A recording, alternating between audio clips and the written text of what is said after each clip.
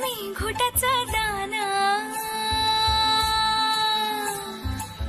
चहूकड बहरला राना पाटामध्ये झुळू झुळू पाणी पाखराच्या चोचीतली राणी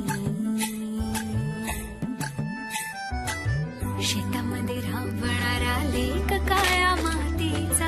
रांगडा तो मर्द माझा भाळाच्या छातीचा वेडा पिसा छंद असा लागला